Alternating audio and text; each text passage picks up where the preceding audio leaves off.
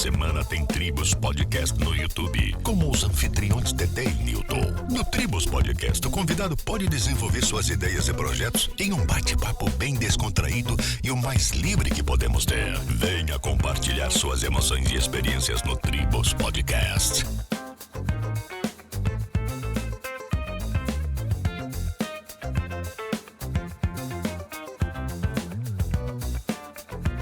Olá a todos, sejam todos muito bem-vindos. Estamos começando mais um Tribos Podcast e hoje vamos falar sobre cerveja artesanal.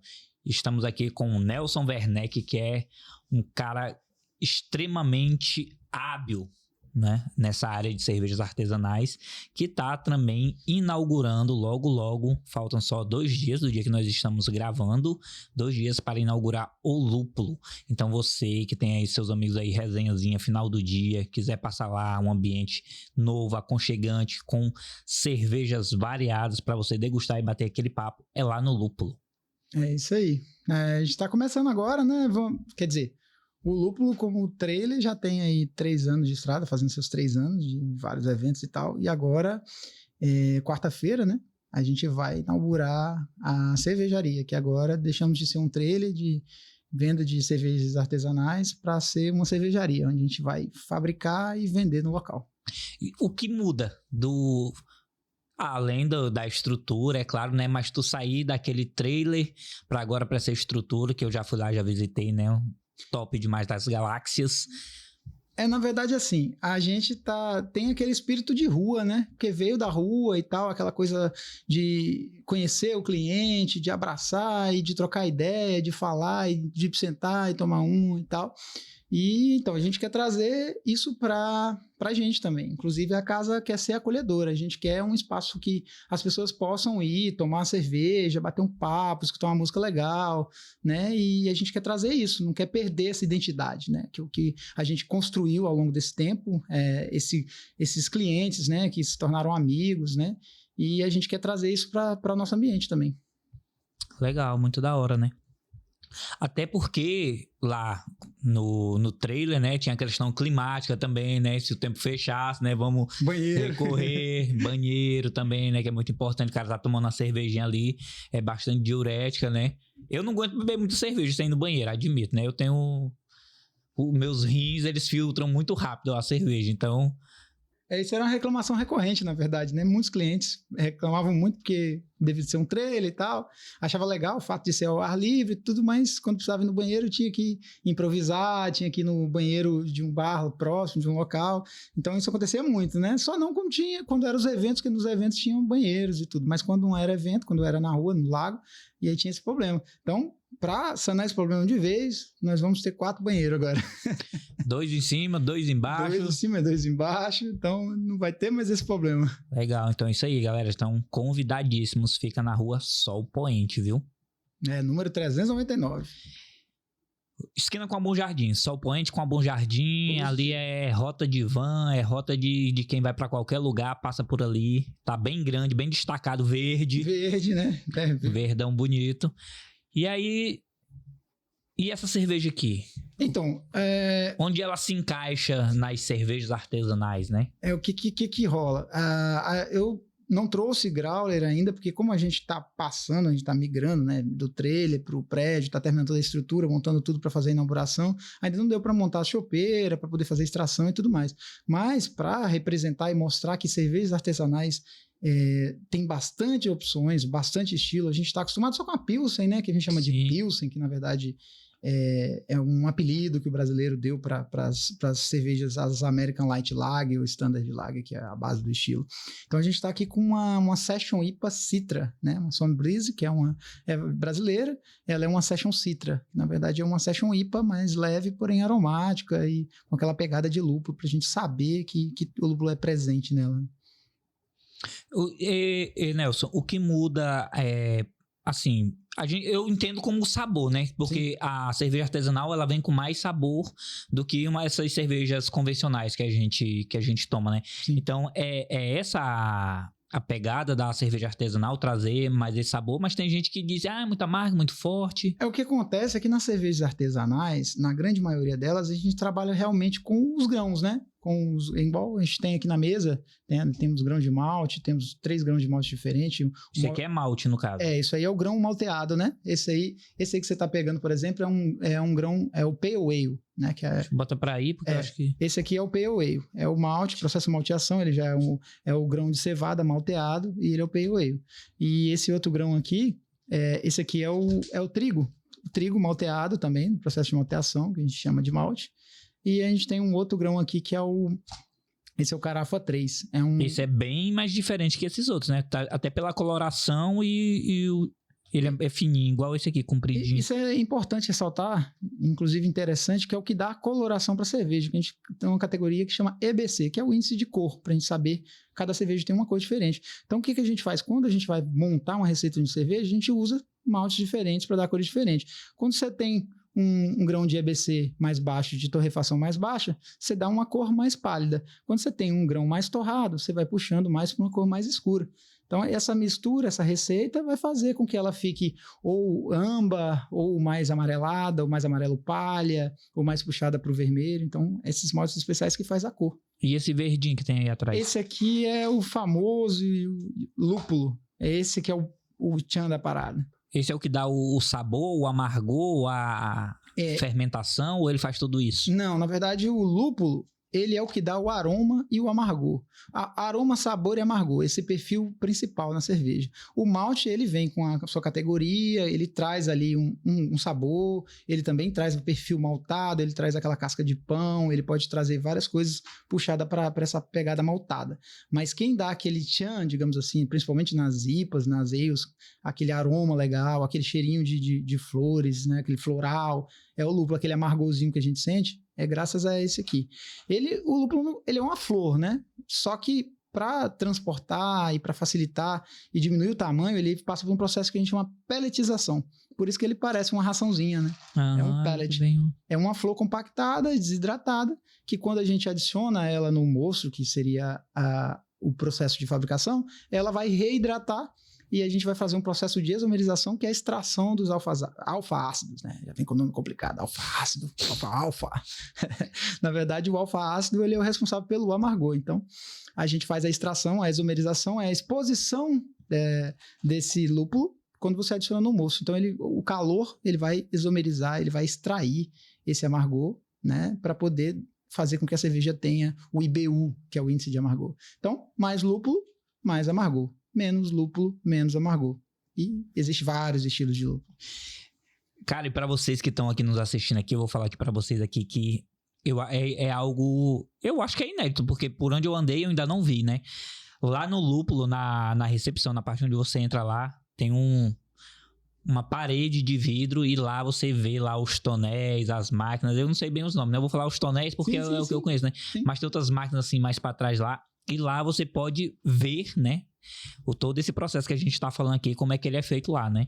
Então é show de bola demais para você também que tem curiosidade, além de saber o que você tá bebendo, né? Lá você vê a produção, né? Então é algo bem dinâmico isso, né? Eu acho até que essa pegada foi legal porque vem de uma época que os caras começaram a frequentar as cozinhas de restaurante, né? Sim, sim. Teve bem atrás, então isso é bem legal o cara ver. E o cervejeiro, né? O cara que se interessa pelo processo de fabricação, começa por aí. Ele quer conhecer o processo, quer entender. Então, assim, como apreciador, já há muitos anos, eu comecei a visitar cervejarias Brasil afora e conhecer o processo. Então, aquele que me convidava para ir, eu ia, olhava, conhecia, batia papo, trocava ideia.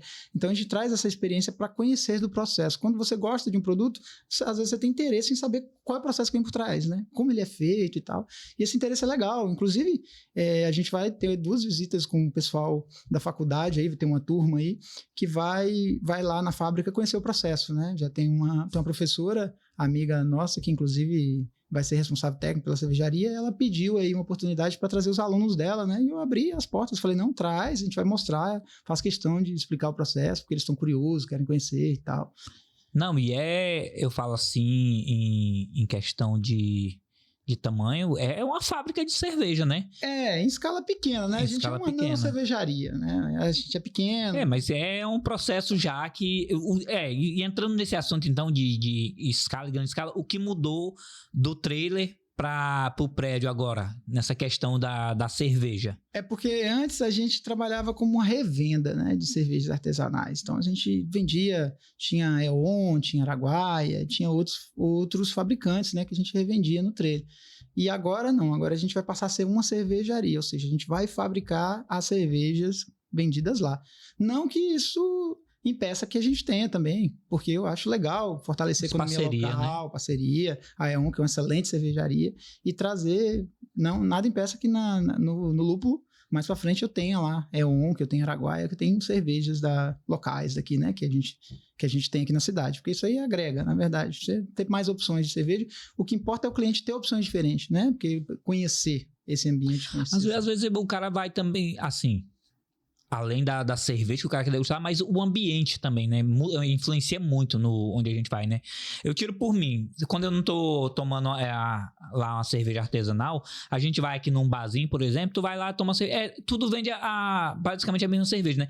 E se o ambiente não for legal, eu já não vou lá mais lá com meus amigos, né? A gente não vai lá com a família, com a esposa. Eu falo família, né? Esposa, né? Sim, sim. Não, isso a gente quer trazer, de fazer uma coisa diferente. Não que os outros lugares não sejam, mas a gente quer tirar um pouco dessa ideia de que para você ir num bar tem que ser aquele padrão. Você tem que chegar lá, é música alta, que na maioria das vezes você não consegue conversar com outra pessoa, tem que ficar gritando. O cara tem que trazer a cerveja canela de pedreiro, aquela que vem trincando, quanto mais gelado melhor, próximo a congelar, e às vezes congela, o cara reclama se ela não tá gelada.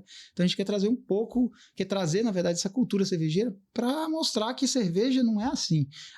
Isso que a gente foi introduzido no Brasil, de cerveja gelada, extremamente gelada, é porque a cerveja é de qualidade, digamos assim, baixa, né? As cervejas mais populares, mais baratas, então elas são cervejas... Quanto mais gelado, melhor. Por que o mercado ensinou isso? Porque você não sente o sabor da cerveja. Não sente o sabor, justamente. Tá trincando, congela as papilas degustativas, quando você vai experimentar, tá gelado, tá bom. Na verdade, tu bebe ali pelo calor, né? Porque... É tanto que remete ao calor. Cara, tá quente, uma cerveja gelada, agora...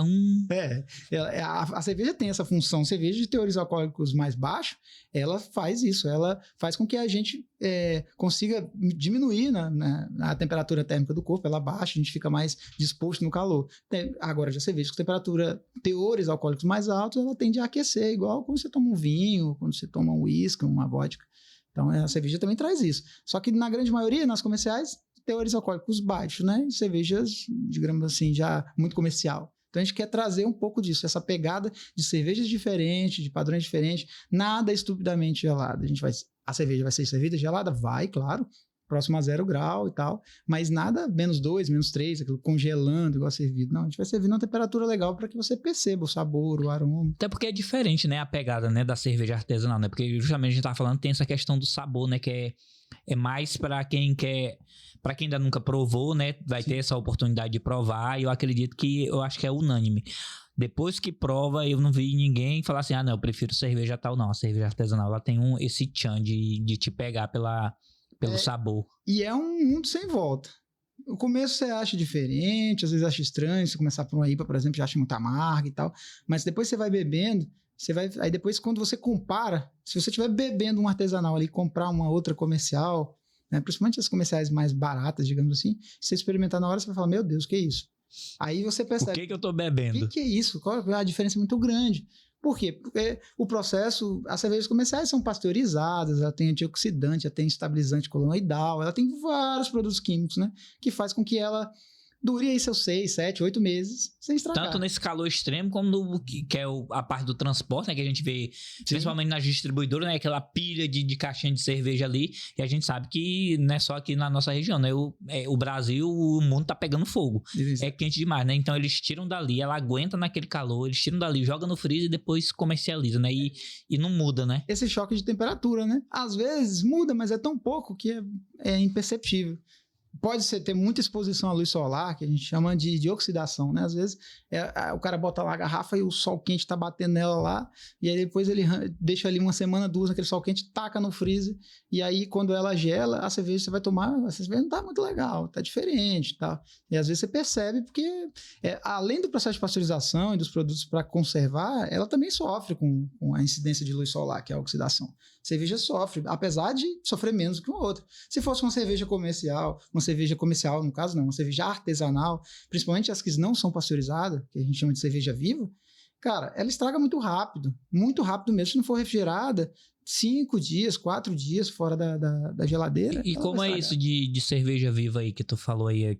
Pra quem não entende, eu sou o afegão médio, eu não sei de nada, então vamos perguntando, né? A gente chama de cerveja viva porque ela não passa pelo processo de pasteurização. Então, ela tem a levedura nela. Ela não é filtrada, ela não passa pelo processo de pasteurização. Pasteurização, né? Já dizia Pasteur, ela consiste em você aquecer e esfriar a cerveja para que você mate a levedura. A levedura que está presente na cerveja, né? Existem dois tipos de leveduras, Saccharomyces pasteurianus e Saccharomyces cerevisiae. Que a cerevisiae é a levedura das ales, que são as cervejas tipo ale, e a pasteurianus do tipo lager, que é a Pilsen, American Light Lager e tudo mais. Então essa levedura, ela quando ela é viva, quer dizer que ela está presente na cerveja. Ela é um probiótico natural, faz bem para a saúde, melhora o sistema digestivo e é bom para a saúde. Então quando você pasteuriza, que você mata ela, você tira o que faria bem para você, que é a levedura, né? Então você acaba tirando ela. E que na cerveja viva a levedura está presente. Ela é bom, porque melhora o sistema digestivo, ajuda, é um probiótico, porém, como ela é viva, quando você expõe a temperatura, ela acorda, digamos assim, que ela está dormente lá no fundinho da garrafa, aquela laminha que fica lá é a levedura. Então ela acorda e começa a refermentar. Porque ela refermenta, quando ela não tem mais açúcar para consumir e transformar em álcool, ela começa a fazer a canibalização.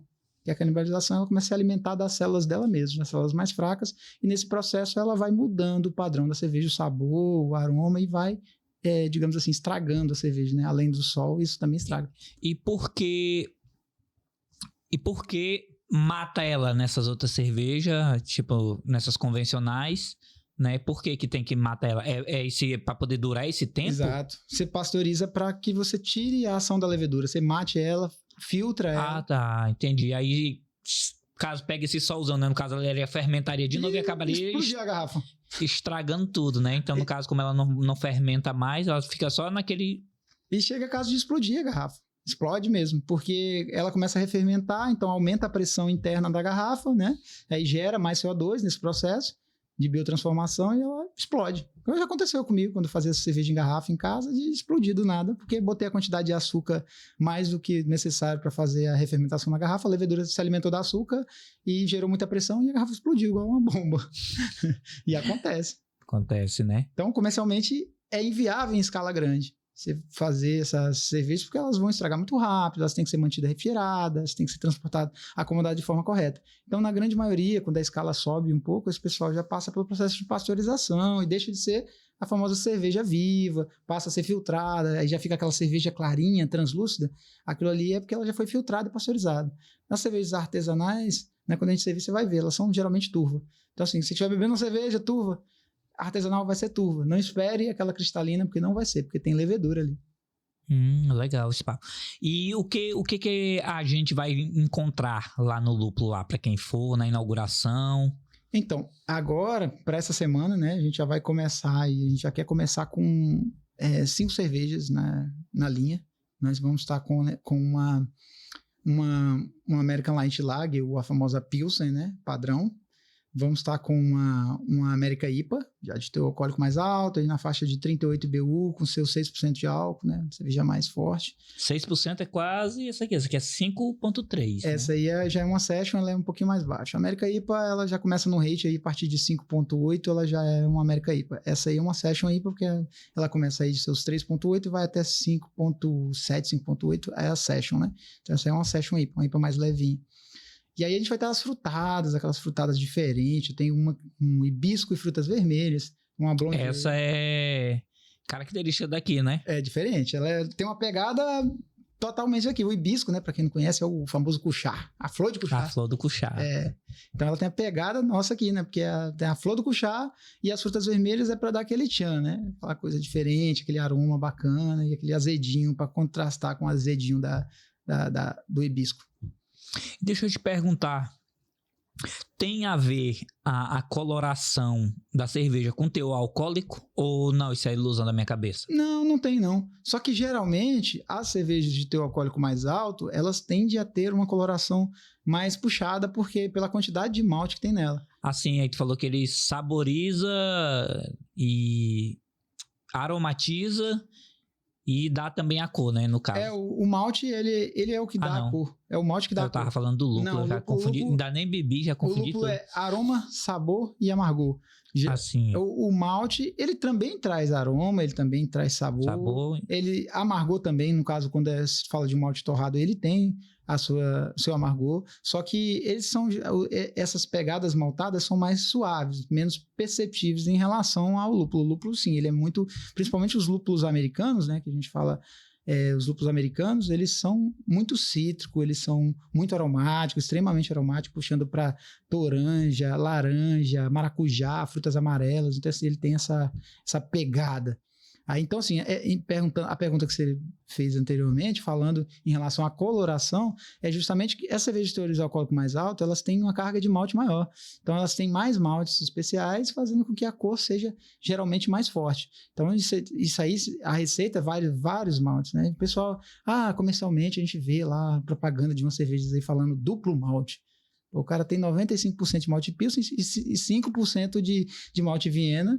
E é outra coisa de outro mundo. É duplo, né? Só para vender mesmo como duplo. Aí você vem numa IPA, tem 4, 5 maltes diferentes, cada um malte para uma coisa. Você tem um malte base, você tem 2 malte base, você tem um malte para formação de espuma, você tem um malte para retenção de espuma, você tem um malte para corpo na cerveja. Então você tem vários maltes especiais que vai dar aquela coloração, aquele corpo legal, aquele sabor.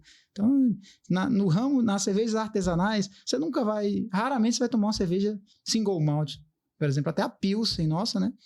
Ela vai 2 maltes. Ela vai o malte Pilsen, que é o base, e vai um pouquinho de malte trigo para dar aquela cremosidade da espuma, para dar um corpinho. Em quantidade pequena, mas vai. Então, todas têm vários maltes. Legal saber disso. E, Nelson, às vezes eu ouço que a galera pensa assim, mas esse negócio artesanal é caro, não sei o que e tal. Tem uma parte da galera que tem isso na cabeça, né? Eu não sei como isso aí foi inserido. Então, essa parada é o seguinte, fizeram uma gourmetização em cima da cerveja artesanal, que isso eu não concordo. Essa pegada de gourmetizar, eu acho que não é bem aí. A cerveja artesanal, ela não é cara. Ela é um pouco mais cara do que a cerveja convencional, sim, até porque a escala é diferente, né? Estamos falando de uma produção pequena, nano cervejaria, para uma escala giga, né? Os caras fazem bilhões de litros, então não dá para ter o mesmo custo, claro. Certo. Mas os preços são relativamente parecidos, né? Só para ter uma ideia, uma média de mercado, o pessoal pratica aí nos lugares, nos shows, nas casas de shows noturnas. Você vê lugar de Heineken até 16, 17 reais, eu acho que acredito até mais, a garrafa de 355 ml. Ih, já vi de 20, acho que até de 25 eu já achei. Então, isso aí é inviável, né? Então, assim, a gente pratica hoje, né? Não sei amanhã, mas hoje um copo de 300 ml, parecido com esse aqui, na Pilsen, por exemplo, artesanal, a 10 reais. E tem a questão do sabor, da qualidade, né? Que a gente tem que ver isso aí, né? O que vem embutido, né? Às vezes a gente quer comprar só o produto final, mas tem todo um processo, né? É aquele ditado, beba menos, mas beba melhor. Você não precisa beber em quantidade absurda, você pode beber menos, você vai curtir a cerveja, você vai ver que é diferente, você vai ver que traz uma pegada diferente, e o melhor, não dá ressaca. Você bebe... Não dá ressaca. Eu tava falando aqui daquele dia que eu fui lá, que a gente ficou lá conversando lá, eu fiquei lá, eu acho que até mais de 1h da manhã lá. O Nelson tem sorte que eu bebo pouco. A sorte dele é essa, porque lá, nós estávamos lá na fábrica, lá ele estava fabricando e estava experimentando, né? Sim. Tava saindo lá uma leva lá e eu tive essa oportunidade de estar lá. Mas no outro dia, cara, é incrível como não senti nada. Cara, eu sou a prova viva disso. Eu bebo quase todo dia. Quando eu tenho oportunidade, eu sempre bebo. E, tipo, no outro dia você tá legal. Agora, muitas vezes a pessoa fala assim, poxa, mas eu bebi e no outro dia eu tava com ressaca. Mas aí, pô, o que você bebeu a mais, né? Não, eu só bebi umas 2 doses de uísque, pô, também me ajuda, né? Só dei essa calibradinha aqui, só pra dar uma brisa legal. Não, fala assim, mas também tem a questão do organismo, né? Cada um tem seu organismo. A gente fala assim, eu falo assim porque eu tô destreinado, né? Tô com pouco treinamento pra cerveja, mas mesmo assim. Mas quando a gente vai, tipo, eu fui num casamento de um sobrinho meu, e lá tinha bastante Brahma e Pablo. Como é aquela cervejinha do Pablo? Do Pablo? Essa eu não conheço. Do Pablo Vittar, moço, que ele fazia a propaganda. Não. Essa realmente eu não. Qual era? A Mistel. A Mistel, tá. E eu tomei. Não sabia. Foi que ele fez uma campanha, eu lembro de uma campanha publicitária, o Pablo Vittar fez a campanha da Mistel e deu uma época que pegou, né, a cerveja dele. Mas tomei, assim, um pouco lá, umas 2 latas, só porque ficaram muito me enchendo o saco, porque eu também. Cara, é incrível. Fica ruim de descer. Tu não sente gosto, é aquele gosto aguado, sem sabor, igual tu falou. Se ela não tiver estupidamente gelada pra tu sentir só o frescor e refrigerar o teu corpo, então tu não sente. Mas no outro dia eu ainda senti eu falei, estragou minha barriga, ó. Aquela sensação, aquela ressaca. Isso, a barriga ficou ruim, não vou mentir, não. E aí quando você percebe a diferença, até então a gente, quando não conhecia, né, você achava que era normal, mas quando você percebe a diferença, você começa... Primeira coisa que você faz é normal. Você bota a cerveja no copo, a primeira coisa que você vai fazer é cheirar. Você cheira primeiro, experimenta, você fala, esse cheiro tá diferente, tá? Então você já, depois que você conhece as artesanais, como é que é as cervejas de verdade, digamos assim, você já toda cerveja que você vai abrir a garrafa, você, o cheiro aqui tá diferente, o gosto aqui não tá legal. Então, das coisas que a gente abre não diz cheiro mesmo. Zero. Nem o maltinho, maltadinho, aquela casquinha de pão que a gente deveria perceber do malte, a gente não percebe. Às vezes um cheiro diferente e tal, mas você não percebe. Um açúcar residual, um docinho, que você percebe que vem muito do milho ali, né? Porque o milho traz um açúcar que não é 100% fermentado, então ele fica na cerveja. Você percebe aquele adocicado, que as cervejas brasileiras comerciais têm grande quantidade, né? Bastante. Que é só no Brasil, viu? Isso aí nos outros países você não vai encontrar assim, não. Nessa quantidade absurda de 50% de milho. Eu assisto, assim, puxando para esse lado aqui, de algumas séries que a gente vê, né, no tempo que era proibido fabricar cerveja e cachaça lá para os Estados Unidos, que os caras faziam dentro da mata, né? E se enraizou, né, na cultura, né? Até hoje os caras também ainda fazem, né? Tem aqueles pequenos alambiques, né? Eu acho que chama ainda alambiques. Os alambiques de destilados, né? Os alambiques que faz o processo de destilação, que você faz o whisky, moonshine e essas partes destiladas é alambique. Na parte da cervejaria já é um pouco diferente, né? As panelas, os processos fermentadores já é um pouco diferente. Eu digo assim que ficou na cultura, né? Sim. Dessa questão da qualidade, né? Dos caras não querer beber qualquer coisa, né? Tudo que empurram pra gente. É porque quando você faz em escala menor, você consegue fazer ali o perfil que você quer, mais aromática, mais saborosa. Consegue controlar, né? Consegue. E aí é igual os caras, essa cultura norte-americana tá muito implementada já. No Brasil também, os Estados Unidos tem muito isso, mas o Brasil também tem bastante. A gente tem vários exemplos de cervejarias muito boas brasileiras, excelentes, ganhando prêmios mundiais. Tem um exemplo da Bode Brau, inclusive, né? Verdade, tu falou, eu lembrei agora que eu já vi matéria sobre cervejaria daqui do Brasil ganhando prêmio. Sim, a Bode Brau, que é a cerveja de Curitiba, a cervejaria de lá, por sinal maravilhosa, já tem 2 rótulos do Iron Maiden, né? Já estão com 2 cervejas. Eles estão representando o Iron Maiden no Brasil com 2 cervejas. Inclusive, é uma das poucas cervejarias do mundo que tem 2 rótulos do Iron Maiden.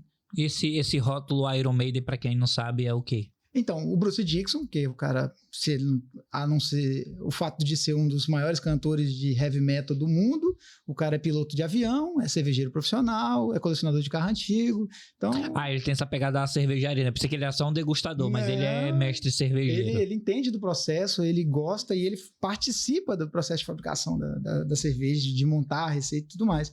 Então, o cara, ele veio aqui, lá na Bode Brau, já 2 vezes, assim... Veio outras vezes, mas ele foi lá e ajudou a montar as receitas e degustou e tudo mais, e junto com a cervejaria a Bode Brau, e lançou esses rótulos no mercado. Falou, essa pode colocar o Iron Maiden. Essa pode colocar o selo, né, do Iron. Então, isso aí só você vê que uma das poucas do mundo que tem 2 rótulos do Iron, e é brasileira.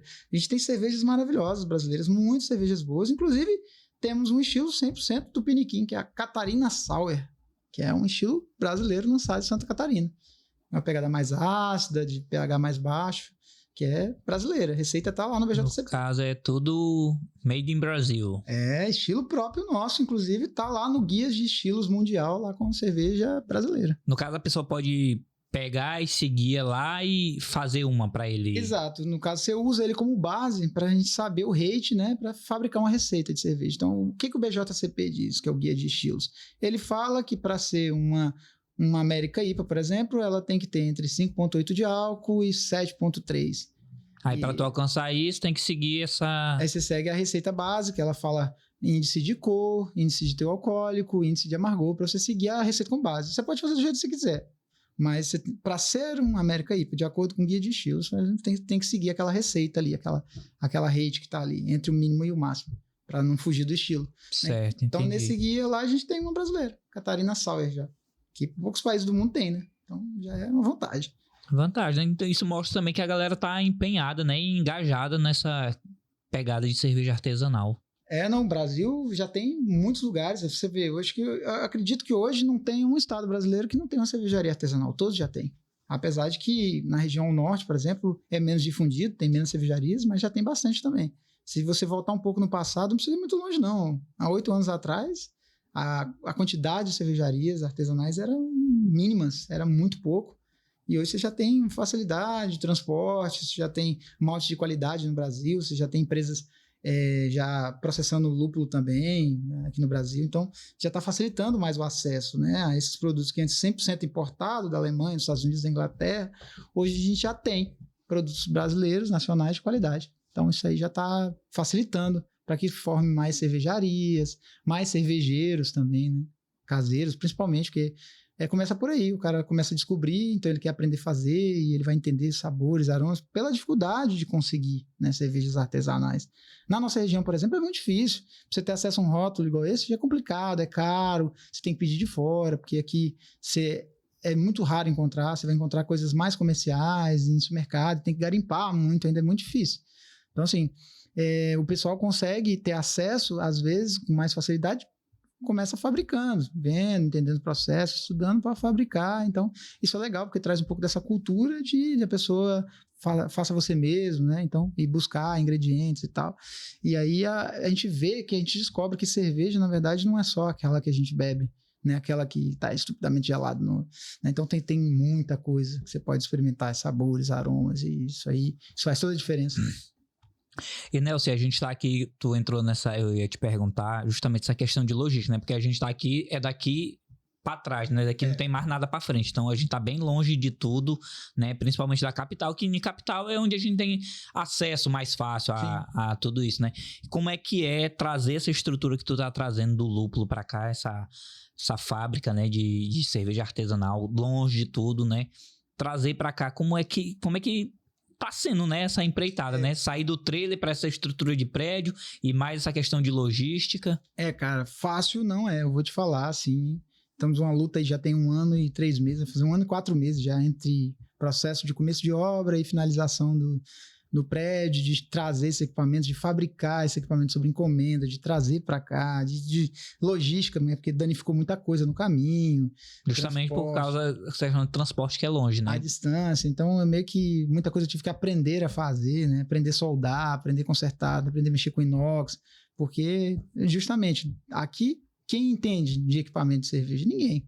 Né? Ninguém tem costume de mexer. Então, tive que aprender muito para poder chegar ao ponto de conseguir deixar o equipamento funcional e trazer toda essa estrutura de aprender a lidar com todos os equipamentos e tudo para poder apresentar e trazer um produto de qualidade já e fabricado aqui, né?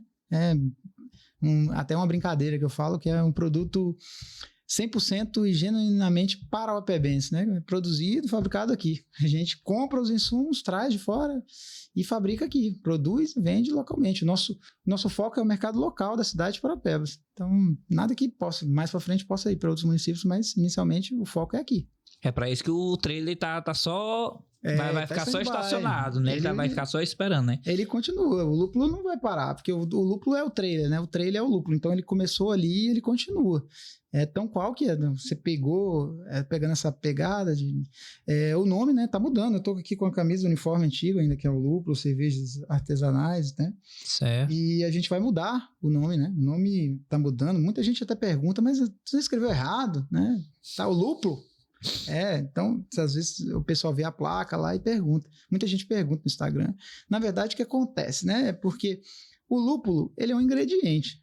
E como ingrediente, na classificação de registro, né, no INPI, que é o instituto que você faz registro de marcas e patentes, quando a gente foi fazer o registro da nossa marca, da nossa logo e tudo, com o nome, ele não pode registrar ingrediente como cervejaria, na categoria de cervejaria. Então, para a gente fazer um joguinho ali, para não mudar muito a fonética do nome, a gente tirou só uma letra. Então, que já tava na boca da galera, né? A galera já conhece. Pô, então... não dá certo, vai mudar tudo de novo? Não. Então, para manter a fonética, a gente só tirou uma letra. Então, aí o registro passou. Então, o lúpulo, a fonética é a mesma. Então, mas assim, gente, entenda, não foi escrito errado, viu? Não é um erro de português, um erro gramatical. Foi de propósito. Mas e aí, vamos provar aqui, né? A gente falou muito de teoria, agora vamos ver na prática essa questão de sabor. Olha aí. Tá carbonatada, você vê que carbonatada ela tá. E aí, você vê a diferença, né? Ela tá um pouquinho mais quente, mas assim que é bom. Porque Faz a hora que nós colocamos ela aqui, né? Já tem muito tempo que tirou, não, ela tá um pouco mais quente, mas é bom que a gente vai perceber bastante o aroma. E você vê a formação de espuma, olha a diferença. Se você for fazer isso numa cerveja comercial, dificilmente você vai ter essa formação de espuma. Chega cremosa. Ó, o finalzinho, a levedura, chega até mais esbranquiçada, você pode olhar que é turva, tá vendo? Olha os pedacinhos de levedura lá embaixo, ó. Certo. Pra quem não conhece, vai falar assim, a cerveja tá suja. No meu tem bem pouquinho, no teu tem mais. No meu tem mais, que é o fundo da garrafa. Deixa eu dar uma de Bom Beef Cheers. Saúde. Que eu mais vejo a galera do churrasco é isso, né? Esse Cheers. Cheers, existe várias formas de brindar. O cheiro é bem forte, bem característico. Né? É o Citra, né? É o lúpulo Citra. Citra é um lúpulo maravilhoso. E você tem um alfa-ácido. Ó, você vê, essa cerveja aqui, por experiência, ela deve estar uns 7, 8 graus. E dá para beber tranquilamente. Na verdade, ela ressalta esse aroma, esse sabor, esse cítrico, né? Esse cítrico maravilhoso que vem do lúpulo aí. Aqui é um exemplo do que o lúpulo bom traz para cerveja. Olha a formação de... O cara com sede, o cara não pode estar assim, degustando essas coisas, não. Dá logo uma golada bruta. E olha a formação de espuma, olha que interessante. Isso aqui a gente chama de véu de noiva, que é essa formação no copo, ó, essa retenção de espuma no copo. Você vai bebendo, ele vai acompanhando. Você vai chegando até o final e vai acompanhando. E a levedura, o tanto de pedaço de levedura que tem aqui. Pra quem não entende, vai falar assim, olha, tá suja a cerveja. Tá vendo? Ela é turva e vários pedaços de levedura. Isso é normal, gente. Quando você estiver tomando cerveja artesanal, que você vê isso, não é sujeira, viu? Muito pelo contrário. Não existe cerveja artesanal suja. Esquece esse termo. Porque cerveja, ou você faz bem feito, ou você não faz. Ou ela estraga. Ela vai estragar. Ela vai contaminar, ela vai estragar. E é perceptível, fácil. Não tem como você beber uma cerveja contaminada e não saber que está contaminada. Então, não existe essa história. O cara fez de qualquer jeito e a cerveja ele não tem. No linguajar que a gente usa das cervejas comuns, é tachoca, né? Né? Às vezes pode tachoca, mas na contaminação ainda é pior do que a choca ainda. A choca, às vezes, a gente percebe que ela tá sem carbonatação, tá sem gás, tá estranho. Isso, mas normalmente tá sem gás. A contaminação é pior, porque se uma contaminação bacteriana, uma contaminação por levedura selvagem, ou uma contaminação por lactobacilos, né? Que é... A lactobacilo vai lembrar Yakult. O Yakult, Vai parecer um Yakult. Se for uma contaminação bacteriana, vai ficar tão ácida que lembra um vinho estragado, um vinagre. Então, não tem como, cara. Uma contaminação por levedura selvagem fica uma coisa fedida também. Às vezes lembra até esgoto, o cheiro de tão forte que cara... É porque a levedura selvagem, ela tá no ambiente, né? Ela existe, ela tá nas coisas, ela tá aqui, ela tá em todo lugar. Vai estar na barba. Então, quando ela não é controlada, ela vai fermentar localmente ali, vai trazer ésteres e sabores e off-flavors que a gente não quer pra cerveja. Porque a cerveja, as leveduras são controladas em laboratório para você extrair o que você quer de perfil para aquela cerveja. Então, quando ela não é controlada, a levedura está no ambiente. Você imagina, agora é interessante, você imagina como é que a galera tomava cerveja antes, porque na Alemanha já se faz cerveja, você tem cervejarias aí com mais de 1000 anos, inclusive em operação até hoje. Tem cervejaria antiga que está em operação, mas antes de ser isolada essa levedura, elas eram fermentadas espontaneamente. O fermentador ficava aberto, a levedura caía do ambiente e fermentava. Mas o tanto que isso não era ruim. Ácido, só tinha álcool, né? A pessoa ficava Depois bêbado. aí, o tempo a esperar pra esse negócio poder cair lá dentro. Inclusive, A quantidade, né? Não tem mística, zero controle. Tinha uma mística interessante sobre isso, que eles falavam que era o gnomo, que era à noite ia lá o duende, jogava um pó mágico lá e fermentava. Só que eles esqueciam o seguinte: as cervejarias, geralmente, na Alemanha, sempre foi muito organizado. Então, os lugares sempre cervejarias ficavam próximos das padarias, né? Das fábricas de pão, né? E a levedura do pão, que já era cultivada, que é a mesma Saccharomyces cerevisiaceae, que é a levedura de ale, a mais antiga. Já era cultivada, né? Igual o pessoal cultiva a levedura. Hoje você vê o cara fazer o fermento. Eu tenho um fermento lá em casa caseiro, passa do potinho pro outro. O pessoal, os padeiros já faziam isso. Eles tinham a levedurinha lá que ele cuidava e tal. E essa levedura estava no ambiente. Quando ela secava, ela voava pelo ar e ela ia até a cervejaria e caía lá. E magicamente fermentava. O pozinho mágico do doente tava ali, do lado. E aí fermentava e gerava álcool. Saía da massa do cara. Exatamente. E era ambiente. Só que assim, imagina como não era essa cerveja. Assim, deveria ser bem diferente, com certeza. Você tem exemplos hoje, por exemplo, quando você vai na escola belga, né, a Bélgica, tem muitas cervejas diferentes, inclusive tem um estilo que chama a cerveja de fermentação espontânea, né, que é feita lá, que são as lambics. Essas ainda são feitas da mesma forma. O local é aberto, geralmente em cavernas e tal. Inclusive, eles têm até cuidado na limpeza e na sanitização para não matar a levedura que está lá, naquele ambiente controlado, né? E essas são fermentação espontânea aberta, ela ainda parece muito.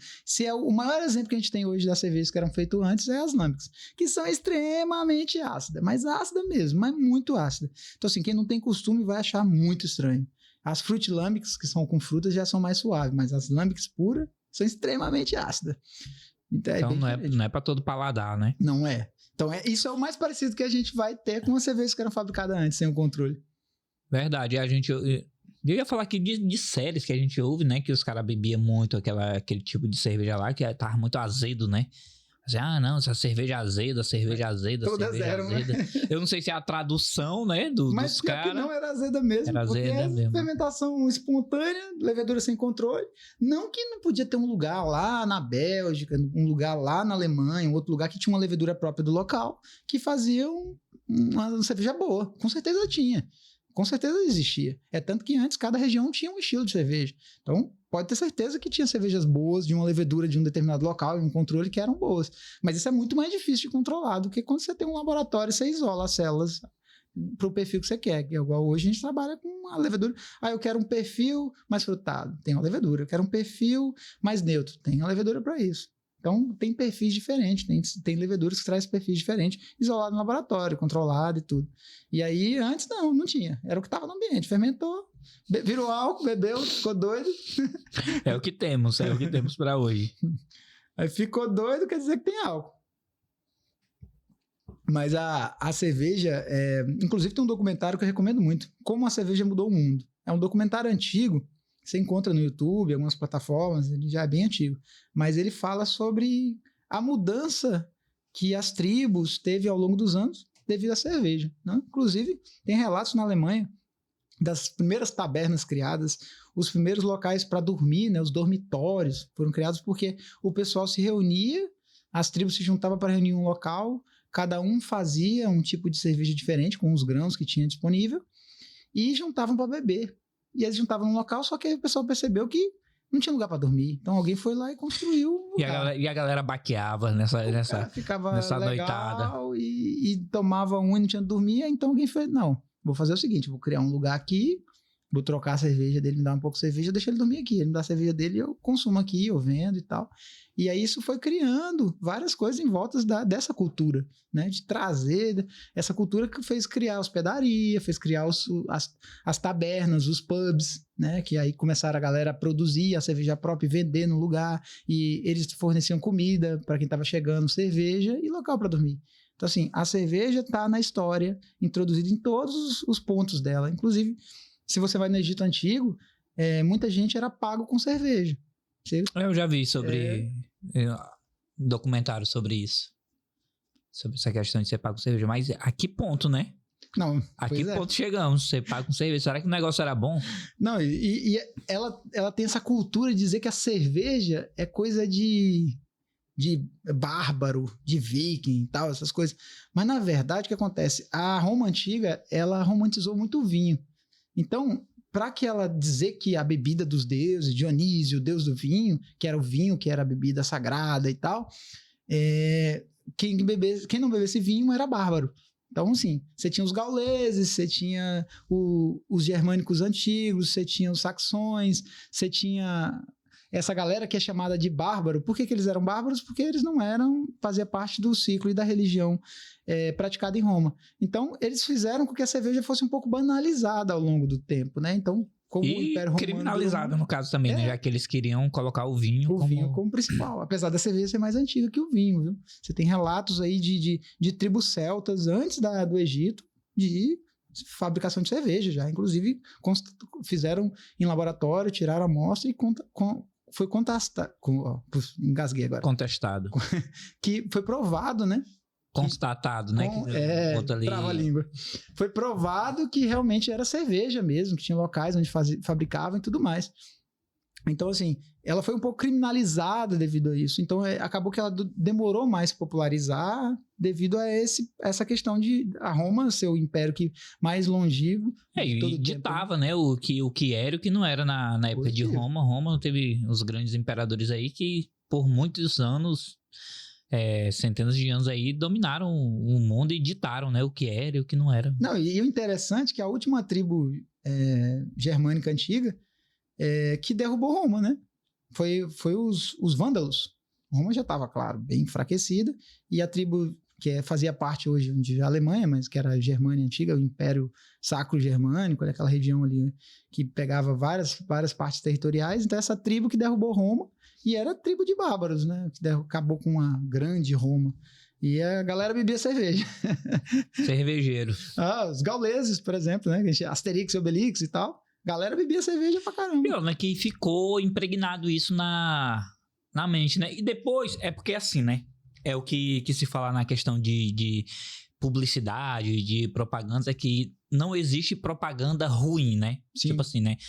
Estão falando mal de mim, que eu fiz não sei o que, não sei o que. Ou seja, tu só tem que saber, né? É o que diz, né? Então, nesse caso aí também souberam se contrapor a essa questão de cerveja ser de bárbaro e tudo e tal. E usaram depois em comerciais, né? Os ferinhas tomando cerveja. E é uma coisa que pega, né? Incrível, né? A mente por trás. A manipulação, né? De manipular o que é bom, o que não é. E hoje, bicho, tem cervejas aí, você tem exemplos de cervejas caríssimas. Até mais cara que vinho. Você tem, inclusive, tem uma cerveja muito boa que quem não tomou recomendo, chama Deus, né?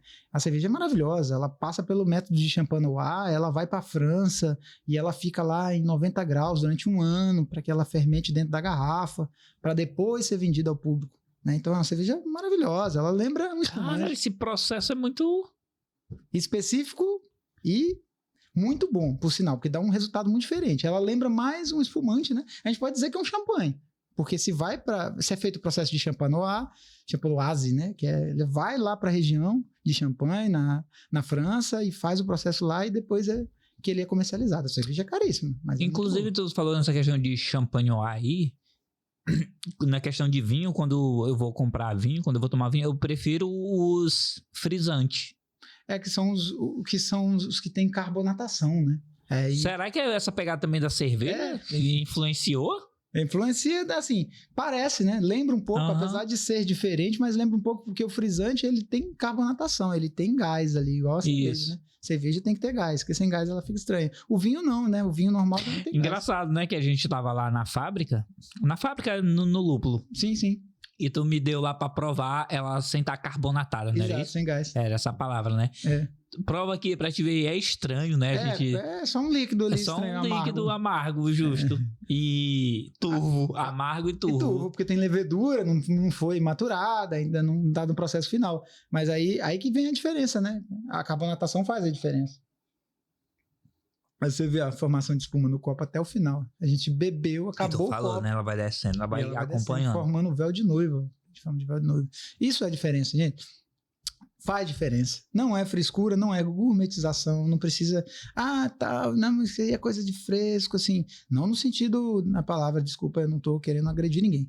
Mas eu falo assim, de a pessoa dizer, não, que isso aí é besteira, cerveja é tudo igual. Não é tudo igual. Experimente que você vai ver que não é tudo igual. A gente quer tirar esse misticismo que cerveja artesanal tem que ser cara. Não tem que ser cara. Agora... E nem é separado, né? Nem não. É só uma galera aqui que curte. Não, muito pelo contrário. Todo mundo tem que ter acesso. A gente tem que desburocratizar essa parada.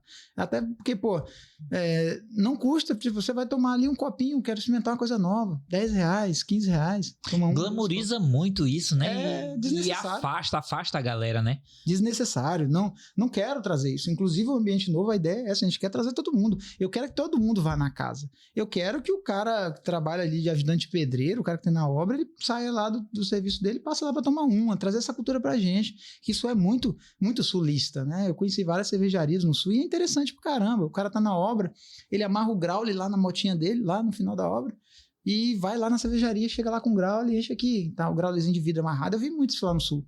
O cara chega lá com a garrafinha, enche aqui pra mim, enche, o cara vai lá e paga, e vai pra casa dele, chega no final da casa, no final do dia, ele chega lá cansado, toma uma cerveja para relaxar, cerveja boa, fabricada lá na cidade, e fica de boa. Então, assim, isso é acessível para todo mundo, para todo grau. A gente está aberto para receber todo mundo, desde da classe trabalhadora até quem quiser estar lá. A ideia é tirar esse misticismo e essa burocracia relacionada à cerveja artesanal. É acessível a todo mundo, gente. Todo mundo. Até porque quando tava lá no lago, no trailer, principalmente, né? A gente via lá de todo mundo, né? Todas as classes. De advogado, de policial, de médico. Sim. Os que eu conheço, né? Pelo menos via muito passando por lá, né? Sempre tomar uma cervejinha. Todos os clientes, né? A gente atendeu todas as classes sociais e de clientes. Isso é legal, né? Essa é a parte bacana. A gente trazer essa cultura. A gente está criando uma cultura, né? Tá introduzindo uma cultura nova que na cidade era pouco difundida e a gente está criando essa cultura em volta da cerveja artesanal. Porque, querendo ou não, é uma cultura diferente. Porque faz com que os clientes queiram perceber essa diferença, esse aroma, esse sabor, conhecer sabores novos, estilos novos, e buscar, e comprar, e ir atrás, né? Isso aí é uma coisa legal. E se eu te falar que aqui no podcast eu já tive alguns relatos, né? Às vezes que a gente tocou no assunto aqui em off mesmo. Sim. Que a gente tocou no assunto de cerveja artesanal. A gente falou, depois bora lá no Lúpulo lá tomar lá. É sério? Vocês tomam lá no Lúpulo? Eu já tomei aquela assim, cara, que cerveja gostosa, não sei o quê. Eu tô doido pra inaugurar aqui. Tem uma galera aí que tá na pressão, hein? Esperando essa inauguração. Isso é reconfortante, cara, porque a ideia é essa, né? A gente trazer um produto de qualidade para as pessoas conhecerem. Isso é bacana. Isso é legal. A ideia é essa. Não é só mais uma cervejaria.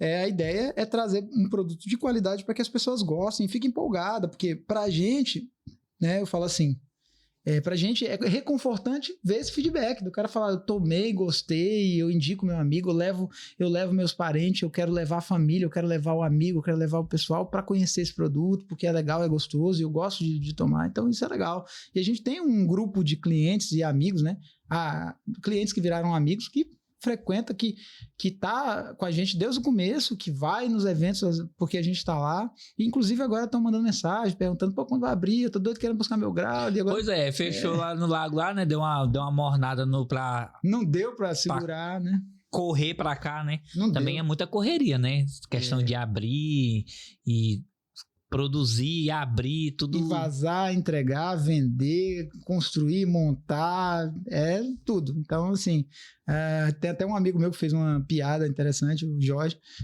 ele falou assim, exército de um homem só, e é bem isso.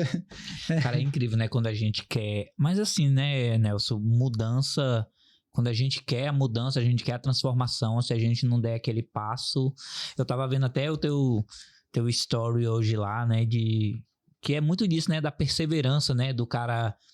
Que problemas, eles vão estar aí e vão batendo na tua porta 24 horas. Né? Se o cara não tiver focado e, sei lá, me falta até palavras pra dizer o que o cara tem que ter na cabeça pra poder... Cara, e é difícil, velho. Porque, assim, a probabilidade de dar errado é maior do que dar certo. Sempre dá 3, 4 erros pra dar um acerto. Isso é fato, não é todo mundo.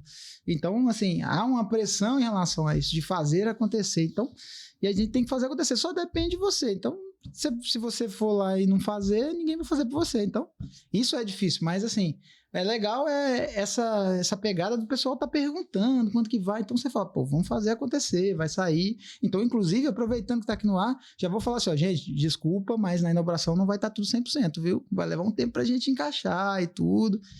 Até porque faz parte também do processo, né?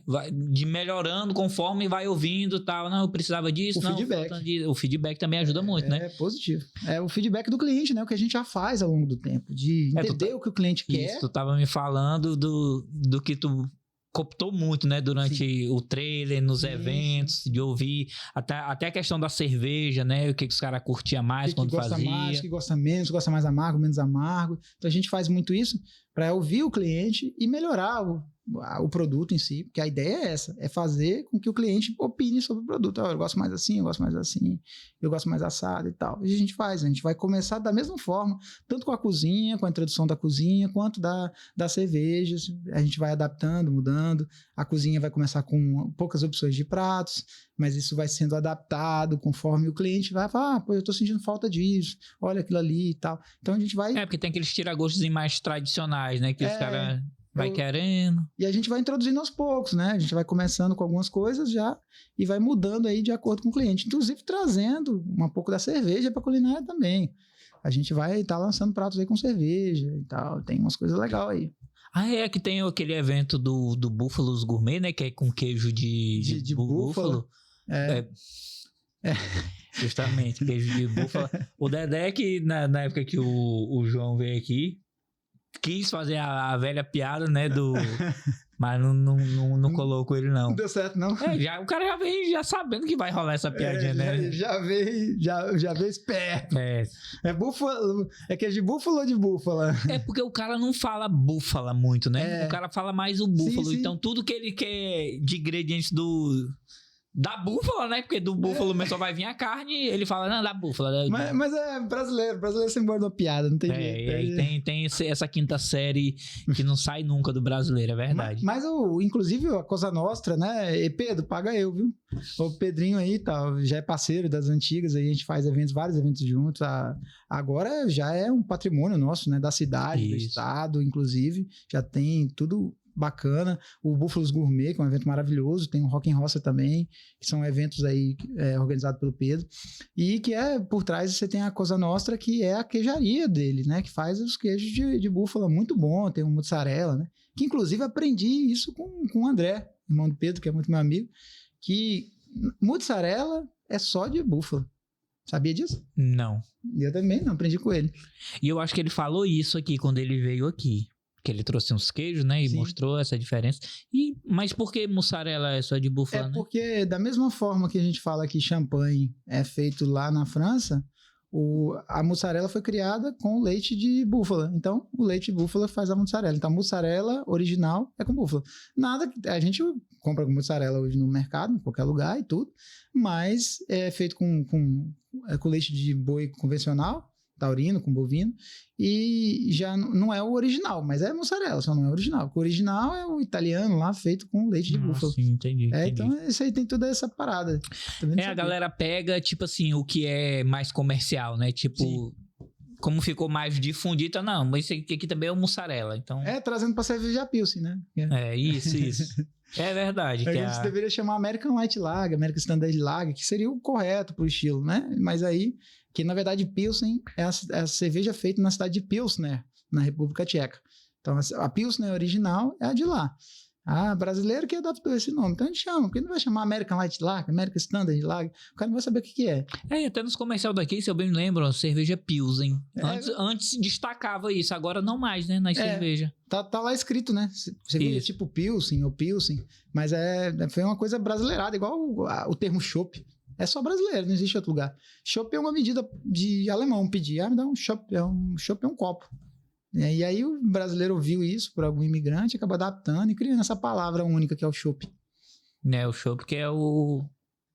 a gente que entende como chopp e a cerveja não pasteurizada, né? Que é servida no barril e tal, aquele tradicional, servida no barril. A gente chama de chopp, porque cerveja é cerveja. Às vezes pergunta, tem chopp? Não, tem cerveja. A gente trabalha com cerveja. Mas chopp não é diferente? Eu falei, não, é a mesma coisa. Cerveja e chopp é a mesma coisa. A diferença é que um é pasteurizado e o outro não. Vamos pegar cerveja, é claro, óbvio. Pega aí, bora provar mais uma aqui, bora degustar. Vamos aqui pegar, vamos pela necessidade, né? Vamos pegar a cerveja mais forte. Vamos para a próxima. Aqui, 6.9. Essa aqui não é fraca, não. Tem uma Saison aqui, uma...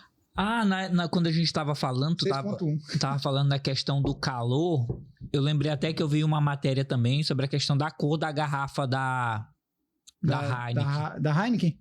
Por ela ser verde. Sim, ela tem um processo que chama oxidação controlada. O que é? Você já percebeu quando você toma uma lata de Heineken, o sabor é diferente em relação à garrafa? Já. Na garrafa, você sente que ela tem um gosto muito característico específico, que é o processo de oxidação controlada. A garrafa verde, a aramba é para diminuir a oxidação. A verde faz uma oxidação controlada que só a Heineken tem, é específico. Ela faz naquela cor para que a luz bata, atravesse a garrafa e deixa aquele sabor característico de Heineken, que é uma coisa exclusiva deles. É interessante, inclusive, né? Então outras marcas copiam e fazem garrafas verdes, mas não fazem. Depois saiu uma lapada. Spartan, saiu Império. A garrafa estava deitada, a levedura na tampa. Você vê? Tá, que é uma pasta, né? Isso é a levedura. Isso é a cerveja viva, né? Aí você vê que ela é turva. É normal. Isso aqui é uma Saison, gente. Para vocês entenderem. A Saison é uma cerveja característica da Bélgica. Como diz o nome, sazonal, né?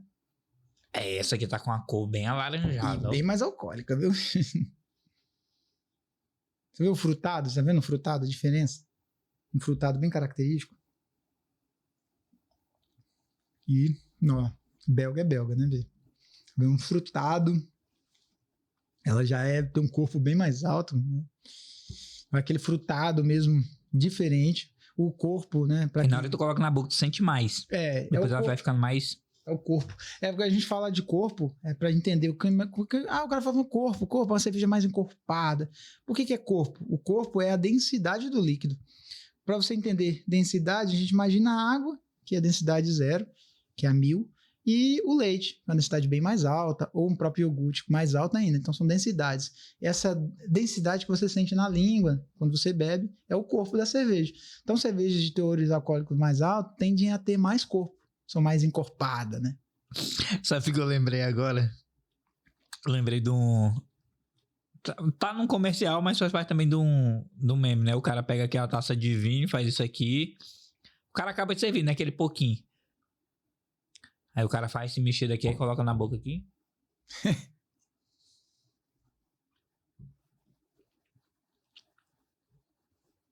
É vinho. É cerveja. Essa aqui tá bem mais encorpada que a outra. Não, o teu álcool também já vai pra 6.1, né? Inclusive, se a gente começar a enrolar a língua aqui, você não repara, não. Mas essa aí já tem 34 de BU, de 9 de EBC. Temperatura correta para ser servida entre 3 e 6 graus. Essa aqui tem cana de açúcar na composição. Então, vamos lá. Onde é que entra essa cana de açúcar? Vou falar agora sobre isso. Nas cervejas belgas de teores alcoólicos mais alto, geralmente, elas têm adições de especiarias. Açúcar mascavo, açúcar invertido, açúcar de cana, né? Tudo é açúcar. Por quê? Para você aumentar o teu alcoólico da cerveja. Desculpa, é a cerveja. Para aumentar o teu alcoólico da cerveja. Então, assim, você tem adições. Nas cervejas belgas é característico. Por quê? Quando você faz uma cerveja de teu alcoólico mais alto, ela meio que inviabiliza a questão do custo também. Porque você teria que fazer uma adição de malte muito grande para conseguir ter um teu alcoólico viável de cervejas mais alcoólicas. Então, é característico de cervejas belgas, inclusive, as adições dessas especiarias. Já é normal ter açúcar mascavo, açúcar invertida, açúcar cristal, para aumentar o teu alcoólico. E a característica das belgas principais é essa levedura. Esse frutado específico dela é belga. Isso aqui não tem erro. Quem conhece, no nariz, bateu, você sabe que é belga. É uma levedura exclusiva da Bélgica que difundiram no mundo todo e hoje a gente fabrica bastante. Eu adoro, por sinal, adoro cervejas belgas. Mas são bem alcoólicas. Elas são bem fortes. Essa aqui não tem 34 de BU, né? Pra quem tá acostumado com a cerveja trincando, com 8, 9 BU, é um chute, uma porrada, né? Ei, eu tava lembrando que teve uma época que se criou tipo um braço de força na questão de cerveja, que era feita com milho, outra não, cerveja é feita com trigo, não, outra cerveja tem que ser com não sei o que, e surgiu, né, essa discussão, principalmente dessas cervejas mais populares, que estavam colocando muito milho ou era só milho, aí onde era que o milho entra aí? A legislação brasileira, ela tem um furo aí, né, pra mim é um furo, porque ela permite a utilização de grãos não malteados em até 55%, se não me engano, né, exatamente, né? Me corrija se eu estiver errado, mas a legislação brasileira permite no uso de cerveja. Então, o que a galera faz? Usa muito milho, que é mais barato. Ele dá açúcar. Ele tem açúcar no milho. Então vai ajudar lá na hora da fermentação, pelo menos, né? O milho ele ajuda na clarificação da cerveja, ele ajuda no teu alcoólico. Ele não é maléfico. Usado em quantidades pequenas, mas 50% é sacanagem. Você não tá tomando uma cerveja. Você tá tomando um fermentado de milho com cevada, com malte, né? Cevada malteada. Então, é isso que é o ruim do Brasil. Porque a legislação permite. Porque se ela não permitisse, a gente não teria cerveja de massa de qualidade ruim. Porque o que acontece? Lá no passado, quando a gente volta lá para essas migrações, que você tem os holandeses, os alemães, essa galera vindo para o Brasil, principalmente os alemães, que sempre gostou muito de cerveja, tinha uma dificuldade muito grande de trazer o malte para cá, né? Trazer esses grãos para cá, trazer o lúpulo e tudo mais. O que eles faziam? Começaram a introduzir o que tinha no mercado brasileiro. Então eles misturavam a pouca cevada que eles tinham, pouco malte, com o milho ou o arroz, para poder gerar um teor alcoólico mais alto e fazer as cervejas aqui no Brasil. Então isso vem lá do começo, das primeiras cervejarias, e foi se perpetuando até hoje. Só que em algum momento, quando a facilidade, o acesso ficou mais fácil, deveria ter parado. Porque, você tem a lei de pureza alemã de 1516, que é seguida até hoje na Alemanha. Que ela foi feita por um duque, né? Isso porque estavam tendo um problema muito grande com a falta de matéria-prima para fazer pão. Porque na Alemanha gosta muito de cerveja de trigo. Você imagina, tá faltando pão, que era a base da alimentação, porque a galera tava fazendo cerveja. A galera tava preferindo encher a cara. Faltava matéria-prima pra fazer pão, que era a base da alimentação da galera. Então, os caras... Aí o Duque foi lá e falou assim, não, pra ser cerveja por um malte, tem que ser água, lúpulo e malte. Porque a levedura não se entendia, não se conhecia. Sabia que era um processo mágico, né? Então, pauzinho, perilim, pim. Era. Então, esse era o processo para ser... Então, ele ditou e escreveu... Isso lá em 1516, falando isso, para que a galera parasse de usar o trigo, porque estava acabando trigo, estava faltando trigo para fazer pão. Aí eles trouxeram essa lei de pureza alemã até hoje. Só que assim, há várias cervejas de trigo malteado. Depois eles entenderam que não é bem assim, que você pode usar o trigo, era só aquele momento e tal. Melhoraram o processo, né?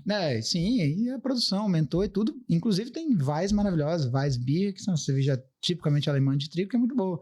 Só que os caras não colocam nenhum tipo de material que não seja malte. Malte porque trigo também é malte. Trigo malteado é malte. Eles não usam cereais não maltados, não usa milho, não usa arroz, não usa nada disso. Vai falar para um alemão que cerveja com milho para ele vai falar, não existe. Isso não é cerveja. E eu ia te falar que a gente também não pode confiar muito nessa nossa Anvisa não, né? Porque ela permite pelo de rato, areia, infelizmente, outros insetos. Assim, tem as quantidades, né, que às vezes sai, eu lembro agora do último, foi da Fugine, né? Que um lote lá e tal tava excedendo esses números. Cara, como é que já permite pelo de rato, perna de aranha, veneno de cobra, assim, num alimento que tu vai consumir, né? E outra, os caras ainda extrapolam essa quantidade que é permitida. Cara, bicho, isso é, né? Foda. É aí que entra a questão dos não maltados. É cerveja, mas tome milho. Esse é um problema, né, velho? A gente deveria ter orgulho de a maior fabricante de cerveja do mundo ser brasileira. O grupo Ambev, né? No Brasil, Ambev, lá fora, Embev. É o grupo hoje que mais faz cerveja no mundo, né? Acredita-se que 40% da cerveja mundial é feito pela Embev. Então, assim, os caras são gigantes. Então, no mundo todo, é a maior empresa de cervejaria do mundo. E é brasileira. Porém, no Brasil, o que a gente consome, o que eles produzem para a gente consumir, tem muito cereal não maltado em grande quantidade, de produtos químicos e muita coisa que a Anvisa permite, né? Sabe que tá lá. A gente tá saindo aqui um pouco do script. Sim, claro. Mas eu vou te falar aqui. O Brasil é responsável por 10% da alimentação mundial, né? Sim. Ou mais. Da última vez que eu vi. Mas 10% pelo menos tá garantido, né? Mas quando a gente vai nos supermercados, por exemplo, e a gente vê vídeo de cidadãos americanos, né? Que brasileiros morando nos Estados Unidos, que é mais fácil da gente ver, né? Porque como tem a questão da língua, a gente tem mais acesso a esse conteúdo deles lá. Sim. Quando tu vê o morango de lá, que eles estão comprando, que é importado do Brasil, e o morango que a gente compra aqui, cara, o que a gente tá fazendo, né? Porque o produto que a gente exporta para fora é de qualidade melhor. Não, muito superior. A questão, o abacaxi, a mesma coisa. Os caras falaram, cara, aqui o que fica no local é só o refugo. É o que não passa na peneira do que vai para fora. Né? E a gente paga esse absurdo que é, né? Então... Brasil, infelizmente, é isso, né? A gente produz as melhores coisas para mandar para fora. Mas pelo menos no ambiente da cerveja não é bem assim. Na cerveja. Porque a gente... essa caracterização de cerveja artesanal no Brasil, o consumo, a grande maioria é local. Beba melhor, beba local, isso é um jargão nosso. É o que é produzido localmente, é vendido localmente. Então, a gente tem essa questão da qualidade melhor. Na verdade, é o contrário. A gente importa muita coisa ainda. Então, importa muito lúpulo da Alemanha, dos Estados Unidos, da Inglaterra. Lúpulos específicos, né? A gente traz muito lúpulo específico de lá para fazer boa cerveja. Mas a questão é que no Brasil não se produz lúpulo, ou se produz em pouca quantidade, o ambiente não é propício? Produz já, né? Mas a gente tem pouco tempo, né? Acho que tem aí poucos anos, aí 15, 20 anos só que já começou a produzir lúpulo no Brasil. Só que a gente não temos ainda um lúpulo... Não conseguimos produzir todos os tipos de lúpulos no Brasil. Algumas espécies específicas já é produzida. Se adaptaram, tem a questão de adaptação também, né? Sim. Teve vários processos de adaptação, só que elas têm um teor de alfa-ácido baixo, que é o teor de amargor, e quanto maior o teor, maior o amargor e mais barato fica o custo. Então elas ainda estão baixo, a produção ainda é pequena, a escala é pequena, o processo de pelletização, né, que é esse pellet bonitinho aqui, ainda não é tão bom quanto que é feito lá fora, porque também não dá para competir com os caras que estão fazendo isso há 150 anos, 200 anos. Então os caras que começaram, né? O Brasil começou agora, não que daqui a um tempo não vá ser uma referência, pode ser, inclusive um lúpulo específico brasileiro, né, que foi desenvolvido, inclusive, no Brasil, que chama Mantiqueira, foi feito na Serra da Mantiqueira, em Minas Gerais, né, na região de Minas e São Paulo ali, que é um lúpulo específico brasileiro, né, um híbrido que chama Mantiqueira, que é 100% brasileiro. Mas ainda tá engatilhando o lúpulo, mas malte não, malte a gente tem a cooperativa agrária, que fica em Guarapuava, não sei nem pronunciar direito o nome, que fica lá no sul, que o malte deles é maravilhoso. Esse malte que inclusive é deles, né? O malte é muito bom, um produto maravilhoso que a gente consegue comprar aqui no Brasil, que uma boa parte é produzida aqui na América Latina. Então, esse já tá livre de importação, pelo menos, né? Exatamente. Da demora, pelo menos, né? Esse a gente já tem uma logística boa, né? Que os caras conseguem atender, uma quantidade legal, rápida, já é um produto beneficiado aqui no Brasil. E o malte já é muito bom. O malte compete com qualquer malte importado da Alemanha, dos Estados Unidos, da Inglaterra. Agora, o lúpulo ainda não. Mas o malte a agrária já tá aí na década de 80 para cá, já tem mais tempo, né? Cara, e eu vou te falar bem assim, nessa questão do lúpulo, agora eu vou tirar o chapéu, porque eu tenho alguns amigos pecuaristas e eles falam da questão da Embrapa em si, né? Sim, Embrapa é maravilhosa. Diz que é de outro planeta a galera que estuda ali, que produz ali, que trabalha, realmente. Os caras são foda. Então eu acredito que essa questão do lúpulo é só pegar pra eles, né? Botar assim, não, a gente tá precisando agora, demanda no Brasil e tal, e eles tiverem mais sorte. Eu acredito que eles já estejam trabalhando, né? Não. Também a gente fala isso aí, né? Os caras são cientistas, né? Os caras estão estudando. Não, e é interessantíssimo a forma que faz no Brasil, né? Que o Brasil, ele tem essa característica de adaptar tudo. Inclusive, o lúpulo no Brasil, o que a gente fala, por que o lúpulo não produz bem? Porque para que ele produza bem, em quantidades boas e alfa-ácidos mais altos, ele precisa de incidência de luz solar. Aí fala, mas o Brasil é muito quente, tem muito sol, mas não é bem assim. É o tempo de exposição à luz solar. Que no Brasil é pouco. Você fala da Alemanha, a Alemanha, por exemplo, tem mais horas de luz solar do que horas de não luz solar, digamos assim, a noite deles são menor do que o dia. Então, você tem uma planta crescendo mais, produzindo mais pela incidência de luz solar. O que o brasileiro fez para adaptar isso? Claro, a gente não está falando que é uma gambiarra, uma adaptação técnica, não, mas eles estudaram para entender que para que a planta continuasse crescendo e a flor polinizando e produzindo mais, eles introduziram a luz. Colocaram luz, né, lâmpadas, para fazer uma simulação da luz solar e fazer com que o lúpulo continuasse crescendo à noite. Ele enganava a planta e a planta continuava produzindo a flor para ter uma qualidade melhor e produzir mais. E aí essa adaptação é 100% brasileira. É igual nas granjas, né, que a gente vê, os caras que produzem frango já usam essa tecnologia, né, que é pro bicho ficar comendo 24 horas. Né? Para poder produzir frango com 3 meses, né? 45 dias já tem frango bom de abate já. E o produtor rural lá leva 6 meses, 8 meses, 1 ano para fazer um frango. Pois é, né, a gente aqui ainda tem essa sorte aqui, que quando dá... Em maio, junho, a gente procura um cara aqui da zona rural e fala assim, eu vou querer um leitãozinho em dezembro, viu? Aí pede com 6 meses. Não, tá bom, vou ter uns aqui e vende pra gente, né? Tem essa facilidade. Né, os caras, muito bacana esse papo aqui que a gente tá tendo aqui de cerveja aqui. E queria convidar vocês, hein, para comparecerem aqui e virem na grande inauguração do Lúpulo, na Sol Poente. É melhor eu falar de esquina do que o número. É Rua Sol Poente, 399, esquina com a Bom Jardim. Esquina com a Bom Jardim. Não tem como errar. Tem não. Prédio verde, grande, com lúpulo. Já tá lúpulo? Tá lá. Lúpulo. Ô, lúpulo. Lúpulo. Tá lá. Então é isso, galera. Eu espero vocês lá, tá? Na grande inauguração, Dia 4, né? Não sei se quando o pessoal estiver ouvindo esse podcast... porque aqui como na internet fica aí tempos e tempos, né? Mas a gente já vai estar aberto lá a partir do dia 4, entendeu? Sim. Então, conto com vocês, estejam lá pra gente dar essa moral e provar de cervejas artesanais de qualidade, viu? Não se esqueçam, lúpulo. O lúpulo vai estar lá presente, vamos estar lá com 5 estilos diferentes para vocês poderem experimentar. Valeu, galera, e até a próxima. Falou!